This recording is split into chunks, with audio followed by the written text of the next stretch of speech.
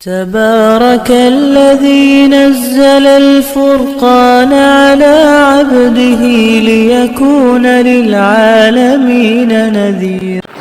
الحمد لله نحمده ونستعينه ونستغفره ونؤمن به ونتوكل عليه ونعوذ بالله من شرور أنفسنا ومن سيئات أعمالنا ونعوذ بالله من شرور أنفسنا ومن سيئات أعمالنا ونعوذ بالله من شرور أنفسنا ومن سيئات أعمالنا من يهده الله فلا مضل له ومن يضلله فلا هادي له ونشهد أن لا إله إلا الله وحده لا شريك له ونشهد أن سيدنا ومولانا محمدا عبده ورسوله صلى الله عليه وعلى آله وأصحابه وبارك وسلم تسليما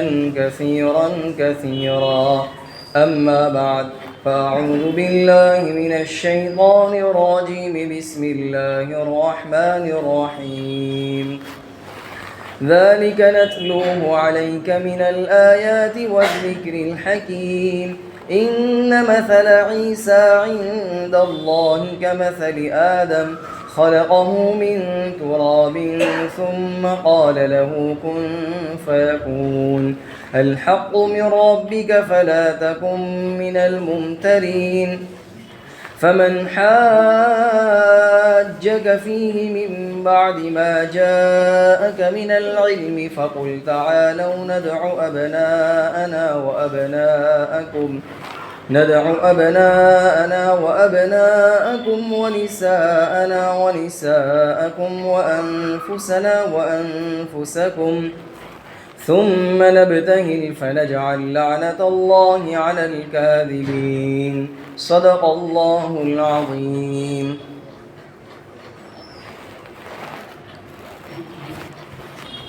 شروع میں جو آیت کریمہ تلاوت کی گئی جس میں فرمایا کہ یہ حضرت عیسیٰ علیہ السلام کے متعلق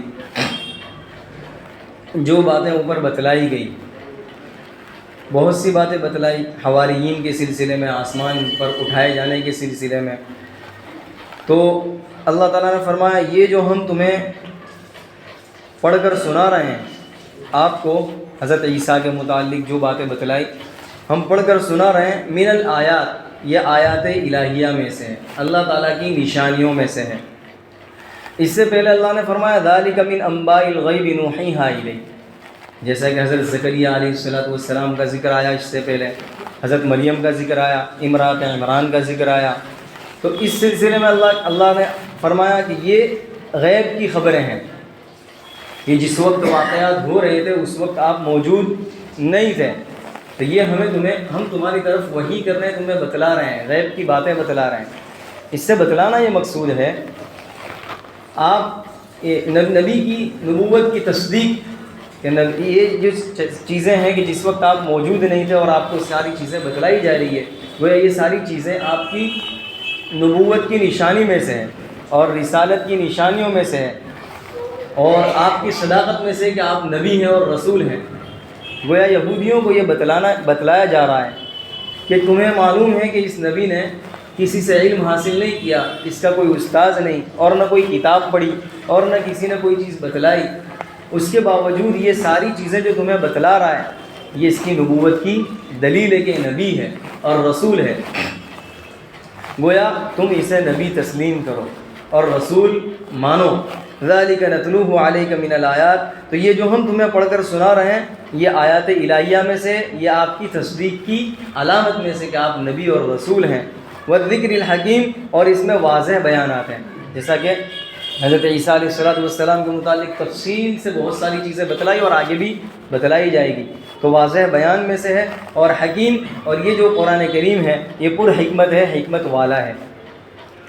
ان مثل عیسیٰ عند اللہ کمثل آدم، بے شک عیسیٰ کی مثال اللہ کے نزدیک ایسی ہے جیسے آدم.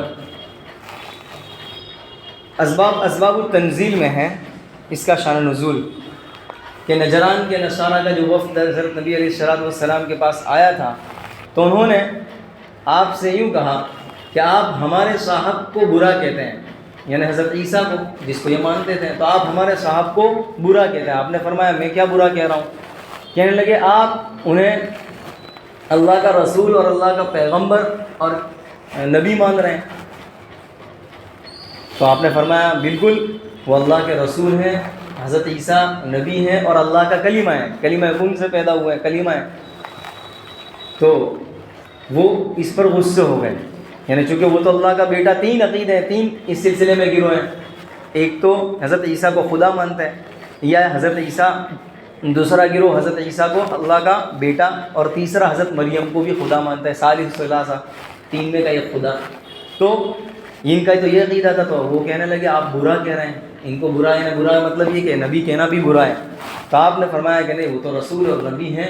اس پر وہ غصے ہو گئے، تو آیت کریمہ یہ نازل ہوئی، ان مثل عیسیٰ عند اللہ کمثل آدم، کہ عیسیٰ کی مثال اللہ کے نزدیک ایسی ہے جیسے آدم، کہ اللہ تعالیٰ نے خلقہ من تراب، آدم کو مٹی سے بنایا، مٹی کا مجسمہ اور مٹی کا پتلا بنایا، اور پھر فرمایا ثم قال له کن فیکون، ہو جا تو وہ ہو گئے، وہ آدم بن گئے۔ بتلانا یہ مقصود ہے کہ جس طرح حضرت آدم علیہ السلام بغیر ماں باپ کے پیدا ہوئے، ان کے تو نہ ماں ہے نہ باپ ہے، کچھ بھی نہیں ہے، بغیر ماں باپ کے پیدا ہوئے، تو اس میں کوئی تعجب کی بات نہیں ہے۔ اسی طرح ان کی پشت سے حضرت حوا نکلی، حضرت حوا پیدا ہوئی، تو وہ بغیر ماں کے ہوئی۔ حضرت آدم بغیر ماں باپ کے، حضرت حوا بغیر ماں کے، اس میں کوئی تعجب کی بات نہیں ہے۔ حضرت آدم کو کوئی خدا نہیں کہتا، حالانکہ اگر عیسیٰ بغیر باپ کے پیدا ہوئے، اس کو اگر خدا مانا جا رہا ہے، خدا کا بیٹا مانا جا رہا ہے، تو یہ تو زیادہ زور تو اس پر دینا چاہیے، حضرت آدم پر، کیونکہ وہ تو بغیر ماں باپ کے پیدا ہوئے۔ تو وہ نجران کے نصارہ یوں کہنے لگے کہ آپ نے بھی کوئی دیکھا ہے بغیر باپ کے کوئی پیدا ہوا ہو؟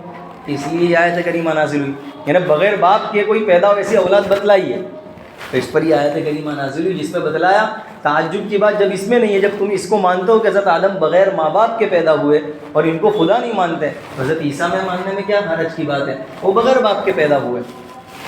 اب دیکھیے یہاں پر، یعنی ان کی جہالت کی بات دیکھیے، انہوں نے سوال یہ تو کیا کہ کیا آپ ایسا بتلائیں، آپ نے کوئی ایسی چیز دیکھی، ایسی اولاد دیکھی جو بغیر باپ کے پیدا ہوئی ہو، یہ سوال تو انہوں نے کیا، لیکن انہوں نے یہ خیال نہیں کیا، اور انہوں نے یہ نہیں سوچا کہ کیا کبھی بکری کا بچہ آدمی اور آدمی کا بچہ بکری پیدا ہوا ہے، ایسا کبھی ہوا ہے؟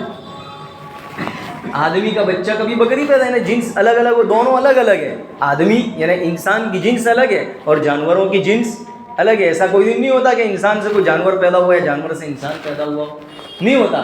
بالکل اسی طرح اللہ الگ ہے اور حضرت عیسیٰ یہ الگ ہے۔ اللہ تو خالق اور مالک ہے، اور حضرت عیسیٰ جو ہے وہ تو مخلوق ہیں، وہ تو پیدا کردہ ہیں۔ دونوں میں بہت بڑا فرق ہے، جس طرح آدمی اور آدمی سے جانور نہیں نکل سکتا یا جانور سے آدمی نہیں نکل سکتا، کیونکہ دونوں الگ الگ ہیں۔ اسی طرح اللہ سے کیسے یہ حضرت عیسیٰ پیدا ہو سکتے، وہ تو دونوں جنس الگ الگ ہیں، دونوں الگ الگ ہیں۔ اللہ خالق اور مالک ہے۔ قل هو اللہ احد اللہ الصمد لم یلد ولم یولد، اس نے کسی کو جنا نہیں ہے، نہ اس کا کوئی بیٹا ہے نہ اس کا کوئی باپ ہے، وہ اکیلا ہے، ہمسر ہے، کوئی اس کا شریک نہیں ہے۔ تو اللہ تعالیٰ یہاں فرماتے ہیں خلقہ من تراب ان مثل عیسیٰ عند اللہ کمثل آدم، کہ عیسیٰ کی مثال اللہ کے نزدیک ایسی ہے جیسے کہ آدم، کہ آدم بغیر ماں باپ کے پیدا ہوئے، یہ سب اللہ کی قدرت کے مظاہر ہیں، اس میں کوئی حرج کی بات نہیں ہے۔ جس طرح بغیر ماں باپ کے آدم کو پیدا کیا وہ اس کے لیے آسان ہے، مشکل نہیں ہے، تو بغیر باپ کے عیسیٰ کو پیدا کیا یہ بھی اس کے لیے، یہ تو اس کے قدرت کے مظاہرے میں سے، یہ تو اللہ تعالیٰ کی قدرت کی دلائل میں سے کہ اللہ تعالیٰ اس چیز پر بھی قدرت رکھتا ہے۔ ویسے عام اصول تو یہی ہے کہ ماں باپ کے میل ملاپ پر بچے کی پیدائش ہوتی ہے، لیکن اللہ تعالیٰ یہ بتلانا بھی چاہتا ہے کہ وہ ایسا قادر مطلق ہے کہ وہ اس طرح بھی قدرت رکھتا ہے۔ پھر آگے فرمایا الحق من ربک فلا تکونن من الممترین، یہ جو چیزیں آپ کو بتلائی گئی حضرت عیسیٰ کے متعلق بغیر باپ کے پیدا ہوئے اور یہ اللہ کے رسول اور نبی ہیں، یہی بات حق ہے اور یہی بات سچ ہے تیرے رب کی طرف سے۔ فلا تکونن من الممترین، اے نبی آپ شک کرنے والوں میں سے مت ہوئیے۔ ظاہر ہے نبی تو کہاں شک کریں گے، یہ تو آپ کے واسطے سے جب بڑے کو کوئی حکم دیا جاتا ہے تو چھوٹے تو اس میں ایسے ہی آ جاتے ہیں، جب بڑے کو حکم دیا تو چھوٹے تو ایسے ہی آ گئے اندر. تو ویسے اہمیت بتلانا ہے کہ آپ کو حکم دیا جا رہا ہے تو پھر ہمارے لیے تو بس زیادہ ہے. تو آپ کو کہا گیا آپ شک میں نہ پڑیں، اس لیے کہ یہودی اس معاملے میں شک میں پڑے، کیونکہ وہ شک میں پڑ گئے کہ بغیر باپ کے پیدا ہوا تو انہوں نے تہمت لگا دی اور حرامی بچہ تک کہہ دیا. اور نصارہ وہ شک میں پڑ گئے کہ ہاں یار بغیر باپ کے پیدا ہو گئے، اس کا مطلب کچھ الگ ہے، عام طور پر ایسا نہیں ہوتا. تو انہوں نے تو اور آگے بڑھ گئے اور اللہ کا بیٹا ہی مان لیا. تو اللہ نے فرمایا آپ ایسا شک میں جس طرح یہودی پڑ گئے، نصارہ پڑ گئے، ایسے شک میں نہ پڑیں، بلکہ درمیانہ روی جو ہم کہہ رہے ہیں الحق من ربی، یہی بات تیری رب کی طرف سے حق ہے کہ وہ اللہ کے بیٹے بھی نہیں ہیں اور خدا بھی نہیں ہے، بلکہ اللہ کا نبی اور رسول اور پیغمبر ہیں. پھر آگے فمن حاجک فیہ من بعد ما جاءک من العلم، جیسا کہ اس سے پہلے سب سے پہلے شروع ہی کے اندر آل عمران جب شروع ہوئی تھی، جب بتلایا گیا تھا کہ نجران کے نصارہ کا جو وفد نبی علیہ السلام کے پاس آیا تھا، جو 60 افراد پر مشتمل تھا، جس میں ان کے بڑے بڑے عالم بھی تھے، پوپ اور پادری، جس کو ربی کہا جاتا ہے عربی میں. تو ان کے پوپ بھی تھے، پادری اور بڑے عالم بھی تھے، اور ان کو عہدہ دیا گیا تھا. گویا کہ ان کے بڑے بڑے افراد جو اشراف قسم کے تھے وہ بھی شامل تھے اس وفد کے اندر. اور وہ نبی علیہ السلام کے پاس آئے کیوں؟ اپنا عقیدہ پیش کرنے کے لیے، آپ سے بحث و مباحثہ کرنے کے لیے، اور یہ گویا باور کروانے کے لیے کہ ہم اپنے دین پر جو ہیں وہ حق پر ہیں، گویا ہمارا جو دین، ہمارا جو عقیدہ ہے وہ حق ہے اور وہ سچ ہے. یہ باور کروانے کے لیے اور گفتگو اور بحث و مباحثے کے لیے وہ نبی علیہ السلام کے پاس آئے تھے. حالانکہ اس میں جو پوپ اور پادری اور جو عالم تھے وہ جانتے بھی تھے کہ یہ جو نبی ہے وہ نبی برحق ہے، جیسا کہ اس سے پہلے بھی تفصیل سے بتلایا جا چکا. وہ خود جانتے تھے کہ نبی برحق ہے اور ان کا جو مذہب اسلام وہ سچ ہے، اور ہم جس عقیدے پر ہیں وہ عقیدہ غلط ہے. اس جاننے کے باوجود جیسا کہ بتلایا تھا کیوں پیچھے ہٹتے تھے؟ مال و دولت، دنیا. تو دنیا کی وجہ سے ان کو جو عہدہ اور مقام دیا گیا تھا اور ان کے سارے اخراجات، سارے خرچے حکومت اٹھاتی تھی، اور ہدایہ تحائف ان کے پاس نذرانے آیا کرتے تھے، یہ ساری چیزوں نے انہیں زیر کر دیا تھا. اس چیز کو نہ تسلیم کرنے پر اور اسلام کو قبول نہ کرنے پر یہ دنیا آڑے آ رہی تھی. گویا بہت خطرناک چیز ہے دنیا، اچھے غائب ہو جاتے ہیں. تو جیسا کہ قرآن کریم نے بھی اس کی طرف نشاندہی کی ہے. ایک قصہ، بڑا طویل قصہ بیان کیا ہے بلعام بن باعور کا، یعنی یہ بنی اسرائیل میں سے تھا. قرآن کریم میں 9ویں پارے میں بیان کیا ہے. اس جیسا بزرگ کوئی تھا ہی نہیں ان کے علاقے میں. ایسا تھا مستجاب الدعوات، جو دعا کرے وہ قبول ہو جائے. اب اس سے اندازہ لگا لیں اللہ کا کتنا بڑا ولی تھا. اس کی موت آئی کفر پر. اس کا پورا تفصیلی واقعہ ہے. اس میں بھی ایک ہی بس مال اور دولت حاضر کی گئی، تحفہ دیا گیا، قبول کر لیا اور موسیٰ کے مقابلے پر اتر آیا. حالانکہ موسیٰ کے مقابلے پر بد دعا کرنے کے لیے کہا تھا ان مقابلین نے، چونکہ ان کی بستی میں رہتے تو ان سے کہا کہ آپ دعا کریں تاکہ وہ ہلاک ہو جائیں، ہم پر غالب نہ آ سکے. بڑا تفصیلی واقعہ ہے. خیر قرآن کریم نے اس کو بڑا تفصیل سے بیان کیا ہے. تو مال و دولت بڑی خطرناک چیز ہے، اچھے اس میں پھسل جاتے ہیں. تو خیر یہاں پر بھی ایسا ہی ہوا. یہ جو علماء تھے، ربی تھے، مال و دولت ہی کی وجہ سے اسلام قبول کرنے سے رکے ہوئے تھے، حالانکہ جانتے تھے کہ یہی حق ہے. اور اس لیے رکے ہوئے تھے کہ اگر کر لیں گے اسلام قبول تو یہ جو ساری مال دولت، عزت، شہرت، یہ سب ختم ہو جائے گا، پھر یہ ساری چیزیں ختم ہو جائے گی. غرض یہ کہ یہ جو وفد آیا تھا آپ سے گفتگو کے لیے، تو اور اپنے عقیدے پیش کیے، جیسا کہ بتلایا اس سے پہلے بھی بار بار یہ بات آتی رہی کہ حضرت عیسیٰ بیٹے ہیں، خدا ہیں، یہ گفتگو کے لیے. تو اللہ کے نبی علیہ، تو یہ قرآن کی سورہ آل عمران کی جو شروع آیتیں ہیں وہاں سے لے کر 80 سے زائد اوپر آیتیں نازل ہوئی، جس میں آپ نے ان کے جو عقائد تھے، ان کے جو اعتراضات تھے، اس کے مفصل تفصیل سے جواب دیے، جیسا کہ قرآن کریم میں بتلایا گیا. تو آپ نے تفصیل سے جوابات دیے. اس کے باوجود دیکھیے یہ بھی ایک اور بات یاد رکھنے کے قابل ہے، جب سامنے والا وہ بحث کے لیے آئے تو پھر اس کو آپ پورا قرآن سمجھا دو تب بھی سمجھنے کے والا نہیں ہے. دیکھیے یہاں پر نبی سے بڑا سمجھانے والا کوئی ہو سکتا نہیں ہے. قرآن اللہ کا اتنا بڑا کلام، اب اس سے بڑا کون سا کلام لایا جائے؟ کوئی نہیں سکتا. تو جب سامنے والے کے ذہن میں یہ ہے کہ میں اپنے آپ پر حق ہوں اور میں سچ ہوں، اور اس کے ذہن میں یہ کہ میں جو سامنے سمجھاؤں گا بس میں اس کو یہی سمجھاؤں گا کہ تو حق پر نہیں ہے، جب یہ بات ہو تو پھر سمجھانا بیکار ہے، پھر تو بحث کرنا ہی بیکار ہے، اس کو کہنا تو تیرے راستے پر میں میرے راستے پر۔ ہاں سمجھانا تو اس وقت کارمند ہے، سود مند ہے اور فائدہ مند ہے جب کہ وہ اس طریقے پر آئے کہ مجھے سمجھاؤ۔ اب اگر یہاں پر دیکھیے یہ پوپ تھے، یہ تو سمجھانے آئے تھے کہ ہم حق پر ہیں اور نبی کو سمجھانا ہے، نبی سے گفتگو اور بحث و مباحثہ کرنے کے لیے آئے، اور یہاں پر اللہ نے قرآن کریم کی آیتیں نازل فرما دی، یہ ساری باوجود بھی ان پر یہ ساری آیتیں سب بیکار گئی۔ اللہ کے نبی نے سارے تسلی بخش جواب دیے، تو اللہ کے نبی سے بڑا تو آدمی ہو ہی نہیں سکتا، جب ان کی بات نہیں مانی تو پھر ہما شما کا تو کیا کہنا۔ یہ اصول یاد رکھنا ہے، جب سامنے والا ماننے والا ہی نہ ہو بلکہ وہ ضد اور ہٹ دھرمی پر ہو اور وہ یوں کہہ رہا ہو کہ میں جو ہوں وہی ہم چوں دیگر نیست، میرے جیسا کوئی نہیں، تو پھر اس کو سارا قرآن کریم، ساری بخاری سب اس کے سامنے ترجمہ کر دو، تب بھی وہ اخیر میں یہی کہے گا کہ میں ہی برابر ہوں۔ ہار جانے کے بعد بھی، جیسا کہ یہ لوگ ابھی جیسا آ رہا ہے، اب ان لوگ مغلوب ہو گئے نا، ساری چیزیں سب تفصیل آ گئی، تب بھی کیا کہہ رہے ہیں؟ نہیں، بحث کر رہے ہیں، اور ابھی بھی بحث پوری نہیں ہوئی، بحث و مباحثہ ہی چل رہا ہے۔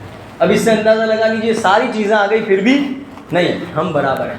تو اب اللہ تعالیٰ نے کیا کہا دیکھیے، فمن حاجک فیہ من بعد ما جاءک من العلم، اب بھی علم آ جانے کے بعد، ساری تفصیلیں آ جانے کے بعد بھی آپ سے بحث کر رہے ہیں، جھگڑا کر رہے ہیں، بحث و مباحثہ کر رہے ہیں، مانتے نہیں ہیں، تو پھر اس کا علاج دوسرا یہی ہے، مارو نہ پیٹو، سیدھے سیدھے سمجھ میں نہیں آتی تو سمجھ گئے نا۔ تو یہاں پر دیکھیے کیا کیا، دعوت دے دی، چیلنج کر دیا۔ اللہ تعالیٰ نے مباہلے کی دعوت دی کہ ان سے کہیے نبی، فقل تعالوا، آ جاؤ، ندعو ابناءنا وابناءکم، ہم اپنے بیٹے کو بلاتے، تم تمہاری اولاد کو بلاؤ، ونساءنا ونساءکم، ہم ہماری عورتوں کو بلاتے، تم اپنی عورتوں کو بلاؤ، وانفسنا وانفسکم، ہم خود بھی آتے، تم خود بھی آ جاؤ میدان میں۔ کیا کریں گے؟ ثم نبتہل، پھر ہم گڑ گڑائیں گے، فنجعل لعنت اللہ علی الکاذبین، اور ہم جھوٹوں پر اللہ کی لعنت کریں۔ یعنی گویا کہ مباہلے کی دعوت دی کہ آ جاؤ، اگر تم اتنی اس کے باوجود تسلیم نہیں کرتے، اس کے باوجود تم اپنے عقیدے پر جمے ہوئے ہو اور تم ماننے کے لیے تیار نہیں ہو، تو پھر ہم ایک میدان میں آ جائیں، اپنے خاندان کو، میں بھی اپنے خاندان کو لے کر آتا ہوں، تم بھی اپنے خاندان کو لے کر آ جاؤ، سب بیوی بچوں کو لے کر آ جاؤ، تم بھی اپنے بیوی بچوں کو لے کر آ جاؤ، اور پھر ہم میدان کے اندر اللہ تعالیٰ سے آہو جاری کریں گے، گڑ گڑائیں گے، بد دعا کریں گے، اور یہ دعا کریں گے کہ اللہ ہم دونوں گروہ میں سے جو گروہ جھوٹا ہو، جو گروہ مخالفت پر ہو، اسے تو ہلاک کر دے، اس پر تیری لعنت ہو۔ ہم بد دعا کرتے ہیں، پھر جو فیصلہ اللہ کرے گا ہو جائے گا، تو ہم بد دعا کرتے ہیں، آ جاؤ۔ یہ چیلنج آپ نے دے دیا، پھر مباہلے کی دعوت دے دیا آپ نے۔ اب جب یہ چیلنج دیا نا، تو یہ جب انکار کرنے والا جتنے بھی آپ دنیا میں دیکھ لیں، مناظرے کی شکل میں تو وہ کامیاب ہو ہی نہیں سکتے، اس لیے کہ قرآن کے مقابلے میں کون ٹک سکتا ہے۔ لیکن یہ بات بھی یاد رکھیں کہ سامنے والا ایکسیپٹ کر لے گا، وہ بس وہ اپنی ہی چلائے گا، یہی چیز ہے۔ تو اس کا علاج تو قرآن نے بتلا دیا۔ اب کیا بتلایا کہ بھائی تو تیرے راستے پر نہ، میں میرے راستے پر۔ یہ تو خیر نبی تھے، تو اب یہاں پر کوئی شکل تو نکالنی ہوگی نا، یہ تو نبی تھے، اب تو کوئی نبی آنے والا نہیں ہے، تو ایک ہی راستہ ہے، تو تیرے راستے پر، میں میرے راستے پر۔ ویسے بحث و مباحثہ کرنا ہی نہیں چاہیے کسی سے، جب تک وہ مانتا ہی نہیں ہے تو پھر بحث و مباحثہ کرنا نہیں چاہیے، وہ تو وقت ضائع کرنا ہے، وقت ضائع کرنے کے برابر ہے۔ خیر، تو اب اللہ کے نبی کو کیا کہہ دیا؟ چیلنج دے دیا، آپ چیلنج دے دیں، مباہلے کی دعوت دے دیں۔ جب یہ آپ نے کہا تو اب کیا ہوا؟ اب جانتے تھے نا کہ یہ تو ایسے ہی ہیں، کہا ہم مشورہ کریں گے، اور پھر مشورہ کر کے آپ سے بات کرتے ہیں۔ چنانچہ مشورے کے لیے بیٹھے تنہائی میں، تو ان کا جو بڑا تھا عبد المسیح کر کے، اس سے کہا کیا کرنا چاہیے، تیری کیا رائے، مباہلہ کرنا چاہیے نہیں کرنا چاہیے، تیری کیا رائے؟ تو وہ کہنے لگا تم جانتے ہو کہ عیسیٰ کیا ہے، تم جانتے ہو کہ یہ جو نبی ہے وہ حق ہے، برحق ہے، تم جانتے ہو، سب جانتے ہو۔ یہ خود جانتے تھے اندر اندر۔ تو کہا اور تمہیں یہ بھی معلوم ہے کہ انہوں نے حضرت عیسیٰ کے متعلق ساری باتیں وضاحت کے ساتھ بتلا دی، ہاں، اور تمہیں یہ بھی معلوم ہے جس قوم نے کسی نبی سے اس طرح مباہلہ کیا ہے وہ قوم کبھی بچی نہیں ہے، ہلاک و برباد ہو گئی، سب کے سب تباہ و برباد ہو گئے، ختم ہو گئے۔ یہ تمہیں معلوم ہے؟ معلوم ہے۔ تو پھر مباہلہ کرنا ہے، اگر تمہیں ختم ہونا ہے تو پھر مباہلہ کرو، اور اگر تمہیں اپنے دین پر سلنڈر بن کے رہنا ہے تو پھر مصالحت کر لو چپ چاپ. تو پھر یہی بات آئے گی, دو ہی بات, اگر ختم ہونا ہے تو مباہلہ کرو, اور اگر مباہلہ نہیں کرنا ہے, سلنڈر بن کے سامنے جانا ہے, تو پھر صلح کر لو, کمپرو کر لو. تو ابھی ایک بات ہے, دو بات میں سے تیسری بات نہیں ہے. چنانچہ یہ بات طے ہوئی کہ ہمیں مباہلہ تو کرنا نہیں ہے, جا کر صرف صلح کر لیتے ہیں کہ ہم تو جا کر بات کر لیں گے کہ آپ اپنے دین پر رہیں, ہم اپنے دین پر رہتے ہیں. چنانچہ یہ آئے اور آ کر کہنے لگے کہ ہم نے مشورہ کیا, ہم نے مشورہ کر لیا کہ آپ اپنے دین پر رہیں, ہم اپنے دین پر رہتے ہیں, بس ہم نے یہ طے کر لیا ہے, ہمیں مباہلہ نہیں کرنا ہے. تو چنانچہ یہ طے ہو گیا. ایک اور کتاب میں تقریباً معالم التنزیل یا ایک اور کتاب میں, جس میں یہ اس طرح بیان کیا گیا ہے کہ جب آپ نے یہ آیت کریمہ پیش کی, آپ نے یہ آیت کریمہ پیش کی, دعوت دی آپ نے یہ آیت پڑھ کر کے آ جاؤ مباہلے کے لیے, تو انہوں نے مشورے کی مہلت مانگی, اور مشورے کی مہلت مانگنے کے بعد مشورے میں تو یہی بات طے ہوئی کہ مباہلہ نہیں کرنا ہے. چنانچہ جب صبح ہوئی تو یہ لوگ حضور کی خدمت میں حاضر ہوئے, اور ان کے آنے سے پہلے ہی آپ حضرت حسین کو گود میں لیے ہوئے تھے, حضرت حسن بھی آپ کے ہاتھ پکڑے ہوئے تھے, یعنی گویا ساتھ میں تھے, حضرت فاطمہ بھی ساتھ ہی تھی, ان کے پیچھے حضرت علی چل کر آ رہے تھے, گویا کہ آپ کا خاندان تو موجود ہی تھا, اور آپ دعا کرنے کے لیے بالکل تیار ہی تھے, اور آپ نے کہہ دیا کہ میں دعا کروں گا, آپ اس پر آمین کہنا. اب ادھر سے جو لوگ آ رہے تھے تو ان کا جو پوپ تھا اس نے دیکھا کہ بھئی میں ان ایسے لوگوں کے چہروں کو دیکھ رہا ہوں کہ اگر یہ لوگ دعا کر لیں کہ اللہ پہاڑ کو اس ایک جگہ سے دوسری جگہ منتقل کر دے, ہٹا دے, تو ہٹ جائے گا, گویا ان کی دعا رد نہیں جائے گی, قبول ہو جائے گی. اس لیے عافیت اور خیر تو اس میں ہے کہ تم مباہلہ نہ کرو. چنانچہ وہ لوگ آئے اور انہوں نے آ کر یوں کہا کہ ہم آپ سے مباہلہ نہیں کرتے ہیں, آپ اپنے دین پر رہیں, ہم اپنے دین پر رہتے ہیں. تو آپ نے کیا کہا, آپ نے اسلام کی دعوت دی, تم اسلام قبول کرو. تو انہوں نے اسلام قبول کرنے سے انکار کر دیا. تو پھر آپ نے کیا کہا, اگر اسلام قبول نہیں کرتے تو پھر جنگ ہوگی, ہم دونوں کے درمیان جنگ ہوگی. اس لیے کہ یہی چیز تھی اس وقت زمانے میں, اسلام پیش کیا جاتا تھا. اب اگر اسلام سامنے والا قبول نہیں کرتا تو پھر جنگ کرو, اور اگر وہ جنگ, تو انہوں نے کہا کہ ہمارے اندر طاقت نہیں ہے جنگ کرنے کی, ہم میں اتنی قوت اور نہیں ہے طاقت تم سے جنگ کریں. تو پھر وہی تیسری چیز یہی ہوتی تھی اس زمانے میں, یا تو اسلام پیش کرتے تھے, اسلام پیش کرنے کے بعد نہیں کرتے تو جنگ, اور اگر سامنے والا سلنڈر ہو جاتا کہ جنگ نہیں کرنی تو پھر صلح ہوتی تھی. صلح میں کیا ہوتا تھا, جزیہ دیا, جزیہ کتنا دو گے, پیسہ دو پیسہ, تو جیسا کہ کھجور ہوتی کھجور دیتے, جیسا جیسا. تو ان لوگوں سے یہ جزیہ طے پایا صلح میں, یہ ہوا کہ ہم سال میں 2000 جوڑے کپڑے کے دے دیا کریں گے, 1000 سفر کے مہینے میں اور 1000 رجب کے مہینے میں, وہ 2000 جوڑے کپڑے کے آپ کو دے دیا کریں گے. اس طرح صلح ہوگی, اس طرح صلح ہوتی تھی اگر جنگ نہیں کرنی ہے تو خیر اس طرح صلح ہو گئی. مطلب یہ ہے کہ یہ کسی بھی قیمت پر جب پتہ ہے, دیکھیے یہ بھی کتنی بڑی ڈانٹ ہے, ہمیں بھی چیک کرنا چاہیے کہ ہم بھی جانتے ہیں کہ بہت سی چیزیں حق ہے, اللہ کا حکم ہے, اللہ کے رسول نے فرما دیا, ہم اس کے باوجود عمل نہیں کرتے. دیکھیے ساری چیزیں قبول کر رہے تھے ساری چیزیں. اب ظاہر ہے کہ مباہلے کے لیے چیلنج کیوں قبول نہیں کیا, اگر حق پر ہوتے تو قبول کر لیتے, چیلنج مباہلہ کر لیتے, لیکن سب جانتے تھے کہ یہ حق پر اور ہم ناحق پر ہیں. تو یہ اللہ کی طرف سے وَطَبَعَ اللَّهُ عَلَىٰ قُلُوبِهِمْ, اللہ کی طرف سے جب ڈانٹ لگ جاتی ہے دلوں پر تو پھر ساری جاننے کے باوجود انسان کی سمجھ میں نہیں آتی. بڑی خطرناک چیز ہے. اللہ تعالیٰ اس ڈانٹ سے میری اور آپ کی حفاظت فرمائے. تو یہاں پر فرمایا ثم نبتہل فنجعل لعنۃ اللہ علی الکاذبین, اس کے لیے تو اس چیلنج کو قبول نہیں کیا. ان ھذا, پھر اللہ تعالیٰ دوبارہ فرما رہا ہے ان ھذا لہو القصص الحق. دیکھیے یہ اللہ تعالیٰ بار بار اس کو کیوں حضرت عیسیٰ کی خاندان کو اور بہت تفصیل سے بیان کیا. اس تفصیل سے قرآن کریم نے حضرت نبی علیہ السلام کو بھی نہیں بیان کیا. آپ غور کر لیں گے, دیکھ لینا آپ کے خاندان, جیسے شروع سے دیکھیں آپ, امرات عمران, ان کی والدہ کا ذکر ہے پورا تفصیل سے 16ویں پارے میں پڑھو. اتنی تفصیل سے قرآن کریم نے کیوں ذکر کیا؟ اس لیے کہ ظاہر ہے کہ نصارہ, آج کرسچن ہی کا زور ہے نا, جتنی اسکول ہے, کتنی اسکول ہیں, انہی کی, انگریزوں کی, نصارہ کی ہے, اور اس میں اپنے ہی عقیدے کو پڑھایا جا رہا ہے, اور بہت سے لوگ ہیں جو اس عقیدے کو فالو کر لیتے ہیں. اسکول میں یہی تو پڑھایا جاتا ہے، اس لیے کہ جو جس عقیدے پر ہوگا اس عقیدے کو تو وہ پڑھائے گا، وہ عقیدہ تو اس میں آنا ہی والا ہے۔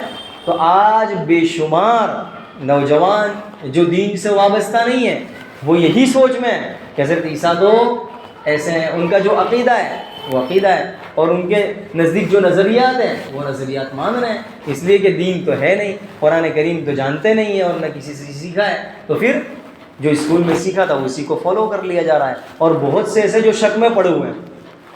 اب ظاہر ہے آپ اس سے اندازہ لگائیں کہ بہت سے لوگ ہوتے ہیں نا، ہاں یار بغیر ماں باپ کے پیدا ہوئے تو بات برابر ہو سکتا، اللہ کے بیٹے ہی ہوں گے، آئے کہاں سے ایسا، یعنی گویا کہ یہ نظریات خیر تو اللہ تعالیٰ نے تفصیل سے بیان کیا اسی لیے تاکہ لوگوں میں یہ چیز پیدا ہو جائے کہ حضرت عیسیٰ جو ہے وہ اللہ کے نبی اور رسول ہیں، وہ کوئی اللہ کے بیٹے اور خدا نہیں ہیں۔ ان ھذا لہو القصص الحق، یہ جو باتیں تمہیں بتلائی جا رہی ہے، یہ جو قصے بتلائے جا رہے ہیں یہ حق ہے حضرت عیسیٰ کے متعلق کہ وہ اللہ کے رسول ہی ہیں۔ وما من الہ الا اللہ، معبود اور خدا نہیں ہے، خدا تو صرف ایک ہے۔ وما من الہ الا اللہ، صرف اللہ تعالیٰ ہی معبود ہے، اس کے علاوہ کوئی اور معبود نہیں ہے۔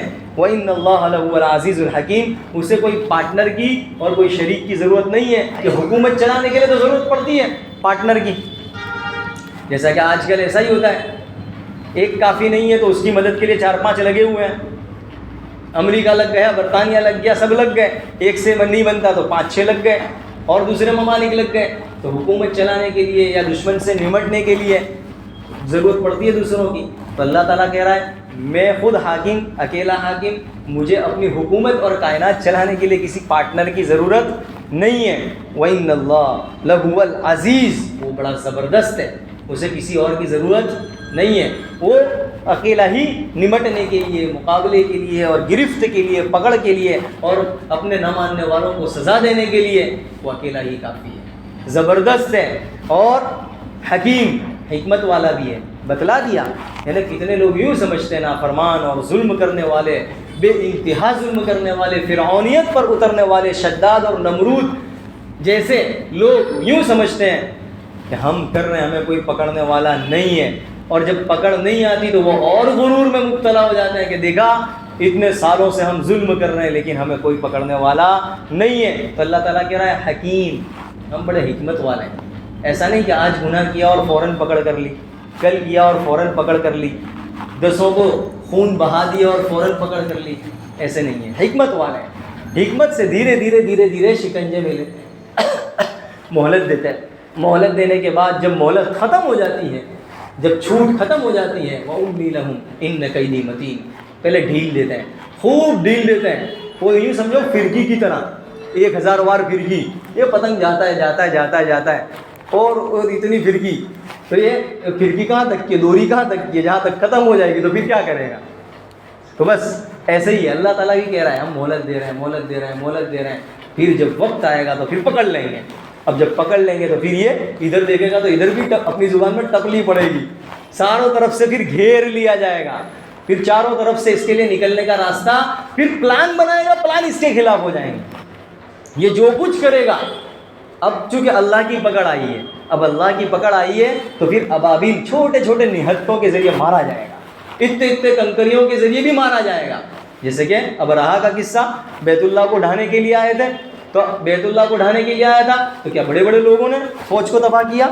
الم تر کیف فعل ربک باصحاب الفیل، اللہ نے کیا کیا، چھوٹے چھوٹے پرندے، اور پرندے چھوٹے اور کنکری اس سے بھی چھوٹی، اتنی چھوٹی، اور وہ کنکری خطرناک، گولی سے بھی خطرناک کام کرتی تھی کہ اترتی تھی ہاتھی کے بیچ پورے پار کر کے نکل جاتی تھی۔ اب اس سے اندازہ لگاؤ جب اللہ ہلاک کرنے آتا تو ایک کیڑی، ایک چیونٹی جس کو کمزور سمجھا جاتا ہے، جس کو یوں سمجھو کہ اس سے کسی کی ہلاکت اور بربادی نہیں ہو سکتی، لیکن اللہ جب ہلاک کرنے پر آتا ہے تو چیونٹی کے ذریعے بھی لوگوں کو ہلاک اور برباد کر دیتا ہے۔ یہ اللہ تعالیٰ ہے۔ ایسے سینکڑوں واقعات ہیں کہ ناک کے اندر مچھر چلا کے ہلاک ہو گیا، ایک مچھر نے اس کی ہلاکت کے لیے ایک مچھر ہی کافی ہے۔ اللہ تعالیٰ جب سزا دینے پر آتا ہے تو بڑے بڑے طاقت اور قوت اور توپ وغیرہ کی ضرورت نہیں پڑتی، اللہ تعالیٰ جب کسی کو ہلاک کرنے پر آتا ہے تو ایسے ہی بس ارادہ کرنا اس کا کافی ہے، کن فیکون۔ غرض یہ کہ یہاں پر اللہ تعالیٰ فرما رہا ہے وَإِنَّ اللَّهَ لَهُوَ الْعَزِيزُ الْحَكِيمُ، وہ بڑا زبردست ہے اور حکمت والا ہے۔ فَإِن تَوَلَّوْا، یہ ساری چیز کے باوجود نہیں مان رہے ہو، اگر تسلیم نہیں کرو گے، روگردانی کرو گے، اللہ سے پشت پھیرو گے تو کیا ہوگا؟ تو یوں مت سمجھنا تم اللہ کو علم نہیں ہے، ہم ایسا کر رہے ہیں اللہ جانتا نہیں ہے۔ فَإِنَّ اللَّهَ عَلِيمٌ بِالْمُفْسِدِينَ، ایسے فسادیوں کو، ایسے فساد مچانے والوں کو خوب اللہ جان رہا ہے، اللہ کی گرفت میں، اللہ کی علم میں ہے، اللہ کے علم سے باہر نہیں ہے۔ اب جب اللہ کے علم میں جان رہا ہے، معلوم یہ ہوا کہ وہ اللہ کی گرفت اور پکڑ سے بچ نہیں سکتے۔ فَإِن تَوَلَّوْا، اگر روگردانی کرو گے، فَإِنَّ اللَّهَ عَلِيمٌ بِالْمُفْسِدِينَ، فسادیوں کو خوب جانتا ہے۔ اگلی آیت میں یہ جو اہل کتاب ہیں انہیں توحید کی اللہ تعالیٰ توحید کی طرف بلا رہا ہے۔ تعالوا الی کلمۃ سواء بیننا وبینکم، جو چیز مشترک تھی اس مشترک چیز کی طرف، توحید کی طرف اللہ تعالیٰ بلا رہا ہے۔ انشاءاللہ اس کا تذکرہ آئندہ کیا جائے گا۔ اللہ تبارک و تعالیٰ مجھے اور آپ کو عمل کی توفیق عطا فرمائے۔ سبحانک اللہم وبحمدک وتبارک اسمک وتعالی جدک ولا الہ غیرک۔ اللہم صل علی سیدنا ومولانا محمد كما صليت على إبراهيم وعلى آل إبراهيم إنك حميد مجيد. اللهم بارك على محمد وعلى آل محمد كما باركت على إبراهيم وعلى آل إبراهيم إنك حميد مجيد. اے اللہ ہمارے گناہوں کو معاف فرما، خطاؤں سے درگزر فرما، یقیناً ہم گنہگار ہیں، خطا کار ہیں۔ اے اللہ ہمیں اس بات کا اقرار ہے کہ ہم مجرم ہیں، اے اللہ ہم گنہگار ہیں، اے اللہ ہم اس کا اقرار کرتے ہیں، اقراری مجرم بن کر تیرے سامنے حاضر ہوئے ہیں۔ اے اللہ ہمیں پاک فرما دے، تیرے علاوہ ہمیں کوئی پاک نہیں کر سکتا، کوئی ہمارے گناہوں کو نہیں بخش سکتا، ہمارے گناہوں کو نہیں معاف فرما سکتا۔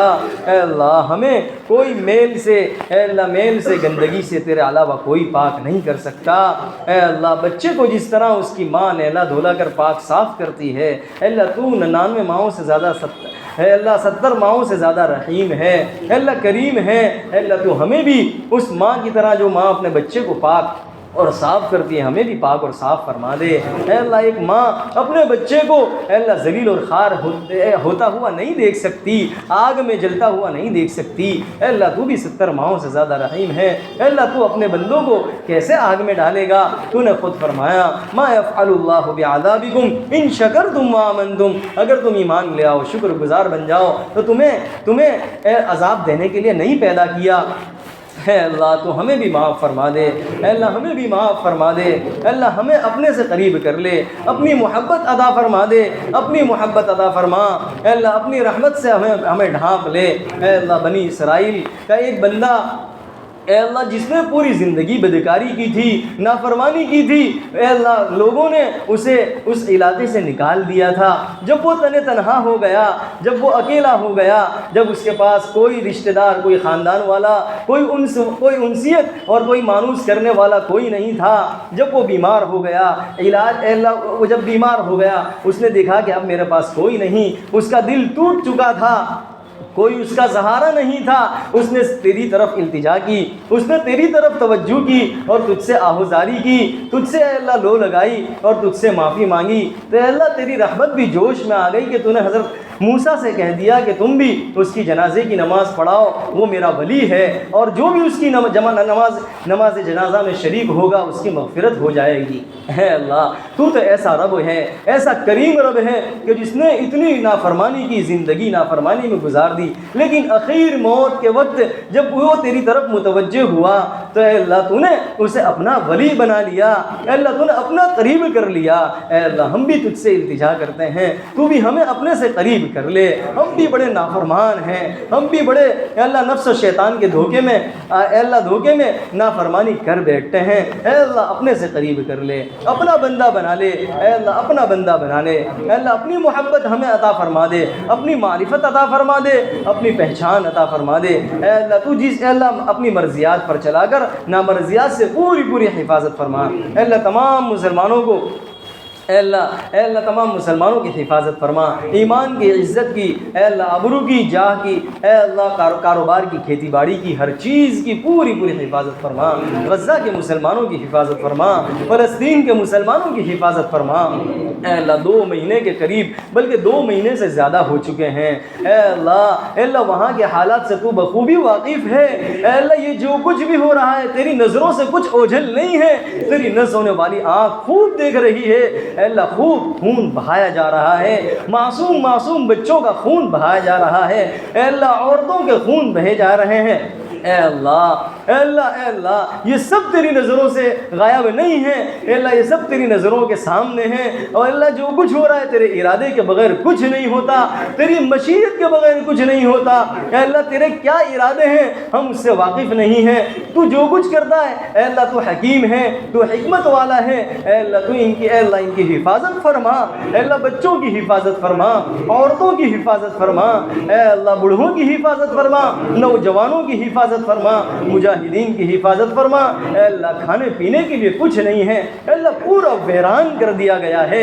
پورا ویران کر دیا گیا ہے، اے اللہ عمارت کے عمارت ڈھائی جا رہی ہے، اے اللہ قیامت صغریٰ برپا کی جا رہی ہے، اے اللہ ایک طرف دشمن ہے اور ایک طرف تیرے ماننے والے ہیں، اے اللہ تیرے ماننے والے ہی غالب رہتے ہیں، اے اللہ تو اپنے ماننے والوں کو غلبہ عطا فرما، اے اللہ دشمن پر غلبہ عطا فرما، اے اللہ انہیں شجاعت ہمت بہادری عطا فرما، اے اللہ انہیں کھانے کے لیے کھانے کا انتظام فرما، پانی کا انتظام فرما، اے اللہ دواؤں کا انتظام فرما، اے اللہ سینکڑوں زخمی ہیں، سینکڑوں ہزاروں کی تعداد میں زخمی ہیں، دواؤں کا انتظام نہیں ہے، اے اللہ ان کے لیے دواؤں کا انتظام فرما دے، دواؤں کا انتظام فرما، اے اللہ انہیں خوب صبر عطا فرما، صبر عطا فرما، اے اللہ ان کے لیے ساری چیزوں کا اپنے خزانہ غیب سے انتظام فرما دے، اے اللہ یقیناً تیرے علاوہ کوئی مددگار نہیں ہے، اے اللہ سب زبانی جمع خرچ کرنے والے لوگ ہیں، صرف زبان سے کہنے والے لوگ ہیں، اے اللہ ہم بھی کچھ نہیں کر سکتے، اے اللہ صرف ان کے لیے دعا ہی کر سکتے ہیں،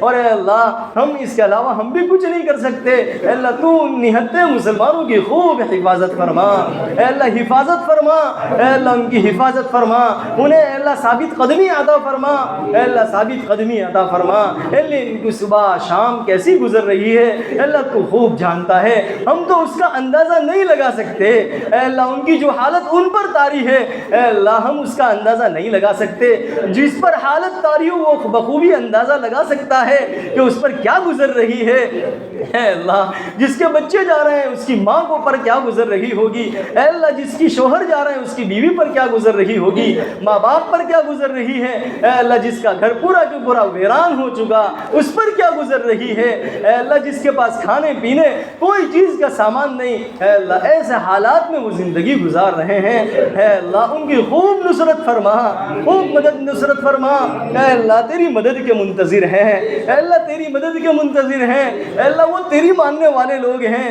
یقیناً تو ہی ان کا مولا ہے، ذالک بان اللہ مولا الذین آمنوا وَأَنَّ الْكَافِرِينَ لَا مَوْلَى لَهُمْ، کافروں کا کوئی مددگار نہیں ہے، ایمان والوں کا مددگار ہے، اے اللہ تو ہی مددگار ہے، بالیقین تو ہی مددگار ہے، تیرے علاوہ کوئی مددگار نہیں ہے، اے اللہ تو مجاہدین کی خوب مدد اور نصرت فرما، اے اللہ ان کا رعب دشمن پر ڈال دے، اے اللہ دشمن کو خوف خائب و خاسر فرما، اے اللہ خوف پیدا فرما دے، اے اللہ دشمنوں میں خوف پیدا فرما دے، خوف و ہراس کا عالم پیدا فرما دے، اے اللہ ایسا رعب پیدا فرما دے کہ اے اللہ وہ پیچھے ہٹنے پر مجبور ہو جائیں، اے اللہ ایسا رعب پیدا فرما دے، اے اللہ باطل اسکیموں کو انہی پر الٹ دے، اے اللہ ان کے پروپیگنڈوں کو ان کے پلان کو اے اللہ انہی پر الٹ دے، اے اللہ باطل کو آپس میں ٹکرا دے، اے اللہ ان کو آپس ہی میں ٹکرا دے، اے اللہ ان مسلمانوں میں محبت مودت اور اتحاد اور اتفاق پیدا فرما، اے اللہ اتحاد اور اتفاق پیدا فرما، اے اللہ آپس میں ٹوٹ پڑ جائے اس سے پوری حفاظت فرما،